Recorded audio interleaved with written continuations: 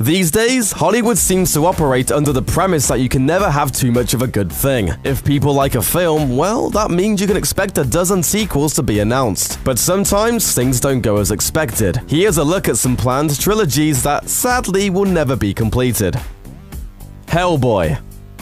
If there's an unmade sequel out there that fans truly want to see, it's Hellboy 3. Del Toro's Hellboy 2, The Golden Army, was released in July 2008, starring Ron Perlman as the not-quite-horned hero. It received overwhelmingly positive reviews from critics and grossed over $160 million worldwide, on an estimated $85 million production budget. But even though the movie was a modest success for Del Toro, it wasn't a monster hit, so Universal Pictures never commissioned a third installment.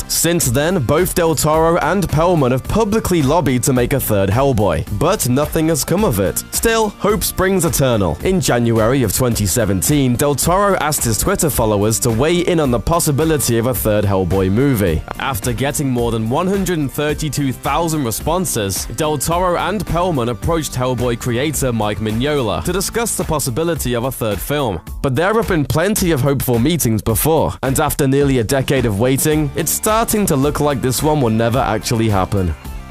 Amazing Spider-Man. Despite critics and audiences largely detesting Sam Raimi's Spider-Man 3, Tobey Maguire at least got the chance to conclude his Spider-Man trilogy. That's something Andrew Garfield would never get to do, because in 2015, Sony Pictures suspended plans to expand the Amazing Spider-Man franchise and instead opted to share the character with Marvel Studios. As a result, we now have Tom Holland playing a new Spider-Man in the Marvel Cinematic Universe, and a rebooted Spider-Man film series that officially kicks off with Spider-Man Homecoming in 2017.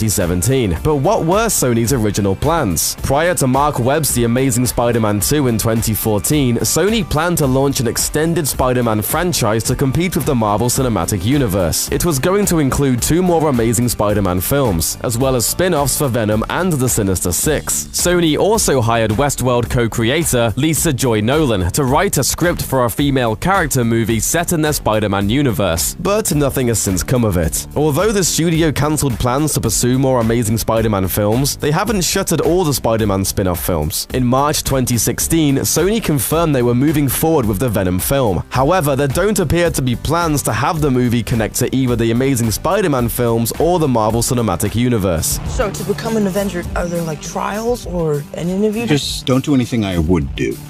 And definitely don't do anything I wouldn't do. There's a little gray area in there, and that's where you operate. National Treasure. John Turteltaub's lowbrow take on Indiana Jones was a surprise hit in 2004, and the 2007 sequel National Treasure: Book of Secrets performed even better, bringing in almost $460 million worldwide. The success prompted Disney to commission a sequel the following year, and with the studio acquiring domain names for National Treasures 3 and 4, rumors began to spread that the Mouse House was eyeing back-to-back sequels. Although Turteltaub was interested in making another National Treasure film, he said they were going to take their time and get the story right before moving forward, explaining in an interview, "Until we have a great story, a great adventure, and a great piece of history to explore, there's no point in making the movie." A decade later, it still hasn't happened. Tron.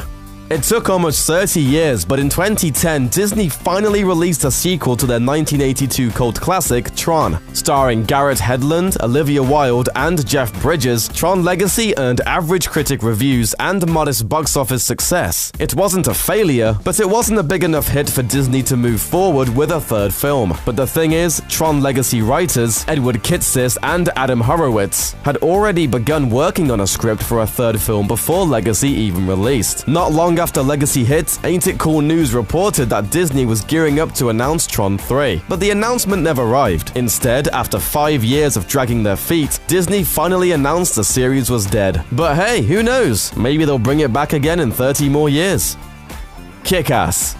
Director Matthew Vaughn and star Aaron Taylor Johnson brought the comic book series Kick-Ass to life on the big screen in 2008. Praised for its adult themes, Kick-Ass received positive reviews from critics and managed to become a modest box office success, prompting Universal to move forward with a sequel. Kick-Ass 2, meanwhile, was released in August 2013 to negative reviews and declining box office sales. Shortly before the release of Kick-Ass 2, the comic book's writer confirmed that plans for a third movie would largely depend depend upon how much money the second movie earned. Later that month, reports of plans for a third installment surfaced, saying Kick-Ass 3 would conclude the Kick-Ass trilogy with a major death. After the film's disappointing results, though, those plans were put on hold along with a rumored Hit Girl prequel. That does not kick ass.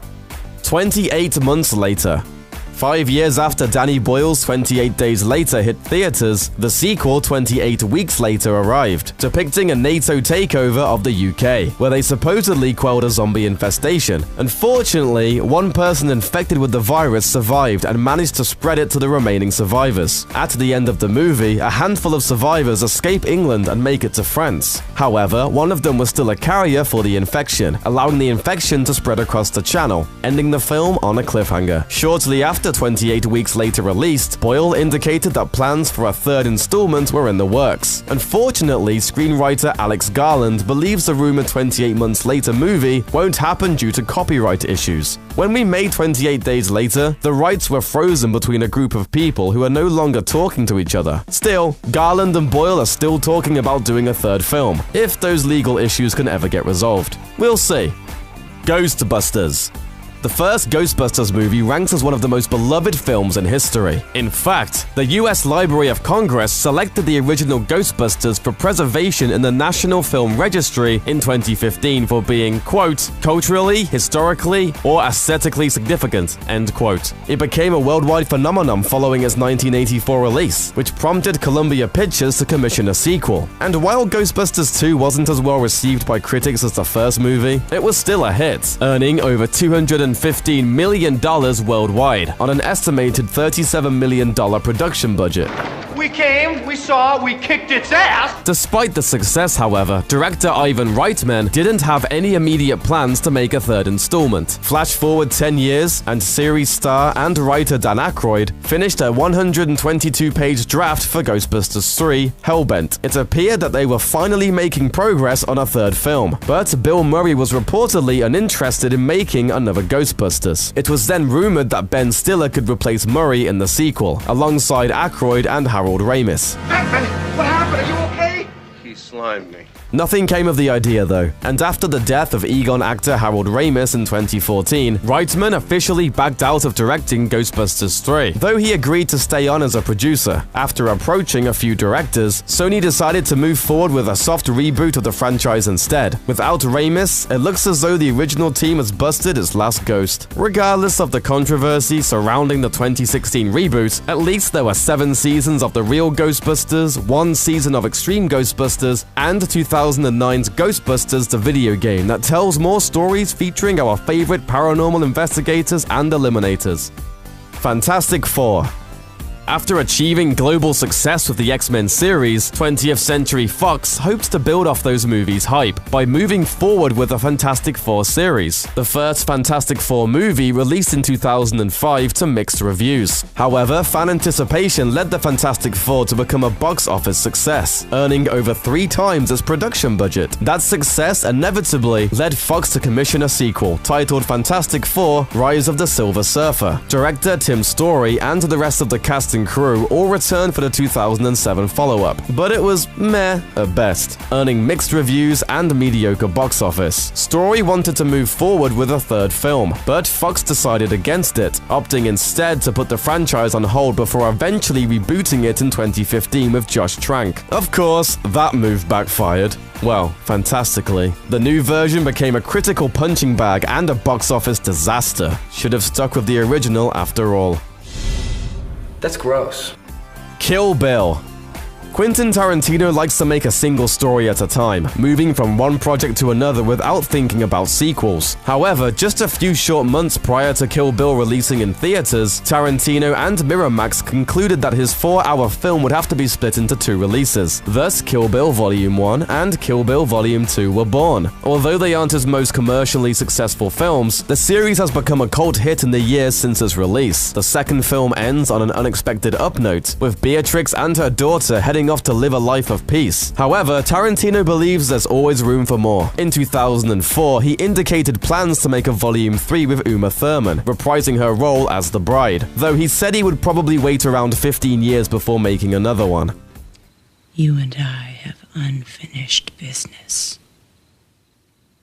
Baby, you ain't kidding. Over the next few years, Tarantino hinted he still had plans to make a third Kill Bill, with the story potentially focusing on the revenge of two killers whose arms and eyes were hacked by Uma Thurman in the first stories. Or maybe a revenge story featuring the daughter of Vernita Green, turning the tables and hunting down Thurman. But nothing ever came of either idea. In 2012, Tarantino finally conceded, "I don't know if there's ever going to be a Kill Bill Volume 3. And that, of course, led Tarantino's fans to do this. Thanks for watching. Click the looper icon to subscribe to our YouTube channel. Plus, check out all this cool stuff we know you'll love too.